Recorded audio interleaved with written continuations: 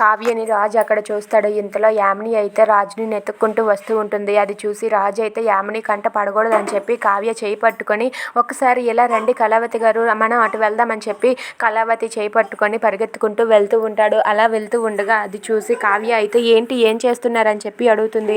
అయినా సరే రాజు అయితే కావ్య మాటలు పట్టించుకోకుండా తననైతే ఒక గదిలోనికి తీసుకుని వెళ్ళిపోతాడు. ఇక తనైతే ఆ గదిలో తలుపు వేసేస్తాడు. ఇక అది చూసి కావ్య అయితే ఏంటండి ఏం చేస్తున్నారని చెప్పి అడుగుతుంది.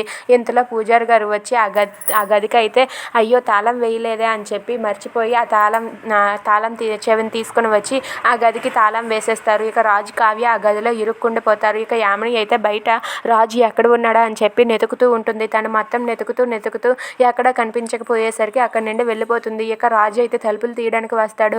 వచ్చేసరికి తలుపు డోర్ లాక్ చేసి ఉండటంతో రాజు అయితే అక్కడే అలా మనం ఇరుక్కుపోయామని చెప్పి కళావతితో అంటాడు. ఇక కళావతి అయితే అయ్యో మీరు ఏం చేస్తున్నారు, అక్కడ రాముల వారి కళ్యాణం జరిగిపోతుంది అని చెప్పి అంటూ ఉంటుంది.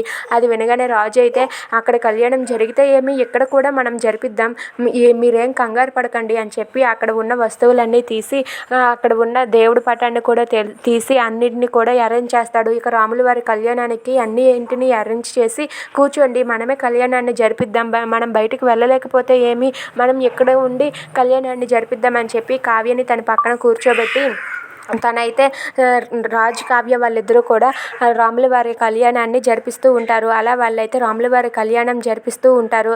ఇంతలో అక్కడ ఉన్న అపర్ణ అలాగే సుభాష్ వాళ్ళు కూడా అక్కడ పంతులు గారు మంత్రాలు చదువుతూ ఉంటే కళ్యాణాన్ని జరిపిస్తారు.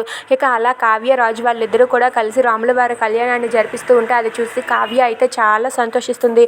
నా భర్తతో కలిసి నేను కళ్యాణం జరిపిస్తున్నానని చెప్పి కావ్య చాలా సంబరపడుతూ ఉంటుంది. If you like this video please like, share and subscribe friends. Thanks for watching.